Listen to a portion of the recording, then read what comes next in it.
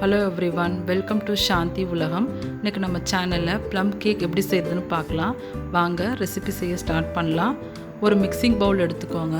அதில் 1 கப் அளவுக்கு dry fruits சேர்த்துக்கலாம்.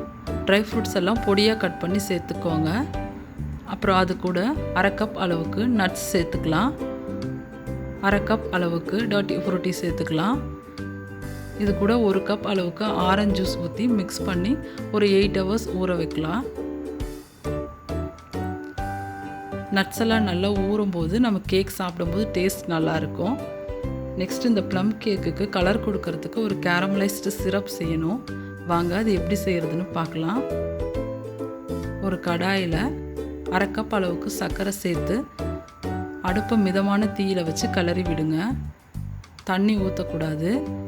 கொஞ்சம் நேரம் ஆனதும் சுகர் கரைஞ்சி அதோட கலர் சேஞ்ச் ஆகி வரும்.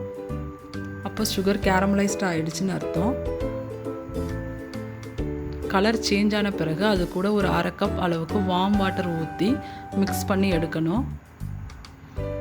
ஏன் அப்படி செய்கிறோம் அப்படின்னா, கேரமலைஸ்டான சுகர் சிரப் அப்படியே வச்சோன்னா கட்டியாகிடும். அதுக்காக தான் வார்ம் வாட்டர் ஊற்றி மிக்ஸ் பண்ணி எடுத்து வைக்கிறோம். அவ்வளோதான், கலர் சேஞ்ச் ஆகிடுச்சு. நெக்ஸ்ட் அது கூட வார்ம் வாட்டர் ஊற்றிட்டு அதை ஒரு பவுலுக்கு ட்ரான்ஸ்ஃபர் பண்ணி வச்சிடலாம்.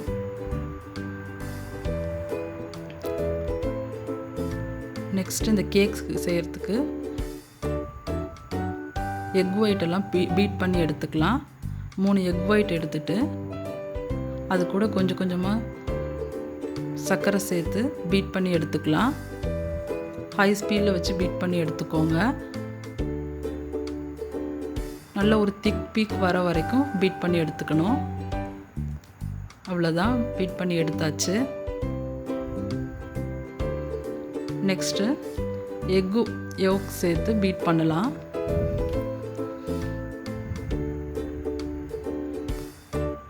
இது கூட கேரமலைஸ்டு பண்ணி வச்சோம்ல சுகர் சிரப், அதை சேர்த்துக்கலாம். அதையும் சேர்த்து நல்லா பீட் பண்ணி விடுங்க.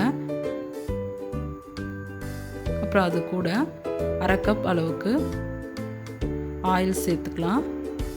நான் சன்ஃப்ளவர் ஆயில் எடுத்துக்கேன். நீங்கள் ஸ்மெல் இல்லாத எந்த ஆயில் வேணாலும் சேர்த்துக்கோங்க. எல்லாத்தையும் சேர்த்து நல்லா பீட் பண்ணி விடுங்க. அவ்வளோதான். நெக்ஸ்ட் இது கூட மாவுலாம் சேர்க்க ஆரம்பிக்கலாம். ஒரு வலை வச்சுட்டு அதில் 1 கப் அளவுக்கு மைதா சேர்த்துக்கோங்க. 1/4 டீஸ்பூன் அளவுக்கு பேக்கிங் சோடா சேர்க்கலாம். 1 டீஸ்பூன் அளவுக்கு பேக்கிங் பவுடர் சேர்த்துக்கலாம். 1/4 டீஸ்பூன் அளவுக்கு உப்பு சேர்த்துக்கோங்க. 1/4 டீஸ்பூன் அளவுக்கு சின்னமன் பவுடர் சேர்த்துக்கோங்க. 1 டீஸ்பூன் அளவுக்கு வெனிலா பவுடர் சேர்த்து நல்லா ஜலிச்சு விடுங்க. இது இப்படி செய்கிறதால கட்டிப்படாமல் இருக்கும் மாவெல்லாம். அவ்வளோதான், எல்லாத்தையும் சேர்த்து மிக்ஸ் பண்ணி விடலாம். நெக்ஸ்ட்டு இது கூட ஃப்ரெஷ் ஃப்ரூட்ஸ் ஏதாச்சும் இருந்தால் சேர்த்துக்கலாம். நான் செரி கொஞ்சமாக சேர்த்துக்கிறேன். அப்புறம் ஊற வச்சு வச்சுருக்கோம்ல நட்ஸும் ஃப்ரூட்ஸும் அதை சேர்த்துக்கலாம்.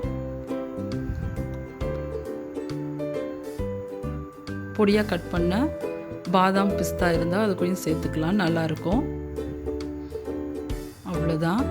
நெக்ஸ்ட் இது கூட நம்ம எக் ஒயிட் பீட் பண்ணி வச்சுருக்கோம்ல, அதை கொஞ்சம் கொஞ்சமாக சேர்த்து மிக்ஸ் பண்ணி விடுங்க.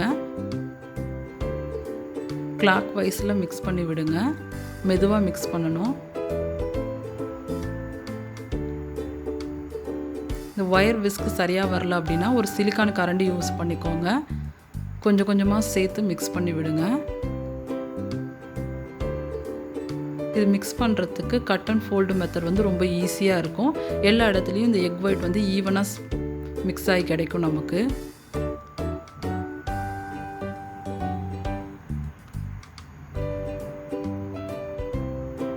அவ்வளோதான், கேக் மிக்சர் ரெடி ஆகிடுச்சு. நெக்ஸ்ட்டு இது ஒரு பேக்கிங் ட்ரேவுக்கு மாற்றிக்கலாம்.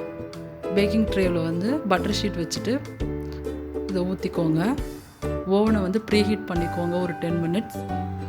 இந்த கேக்கை நம்ம ஸ்லோவாக தான் குக் பண்ணணும். குறைஞ்சது 50 to 55 மினிட்ஸ் பேக் பண்ணலாம். 180 டிகிரியில் பேக் பண்ணி எடுக்கலாம்.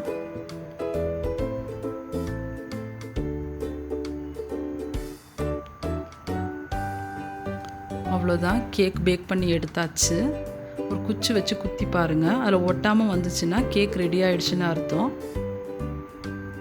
இந்த மாதிரி ஒரு ஒயர் ரேக் வச்சுட்டு அதில் ஆற விடுங்க. கேக் குறைஞ்சது ஒரு 30 மினிட்ஸ் ஆறின பிறகு கட் பண்ணிக்கலாம். அவ்வளோதான், சாஃப்டான ஒரு ப்ளம் கேக் ரெடி ஆகிடுச்சு. கலர் பாருங்கள் எவ்வளோ சூப்பராக இருக்குன்னு. டெக்ஸ்சரும் சூப்பராக இருந்துச்சு.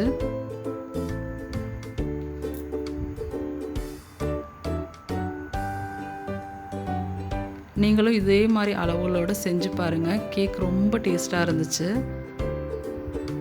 நம்ம சேனலில் ஆல்ரெடி ஸ்பாஞ்ச் கேக் எப்படி செய்கிறதுன்னு போஸ்ட் பண்ணியிருக்கோம். பார்க்கலன்னா பாருங்கள், லிங்க் வந்து டிஸ்கிரிப்ஷன் பாக்ஸில் கொடுக்குறேன்.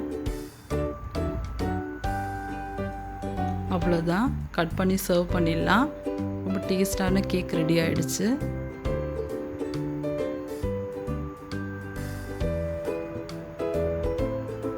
இந்த கேக் பிடிச்சிருந்துச்சுன்னா எங்கள் சேனலை சப்ஸ்கிரைப் பண்ணுங்கள், லைக் பண்ணுங்கள். தேங்க்ஸ் ஃபார் வாட்சிங்.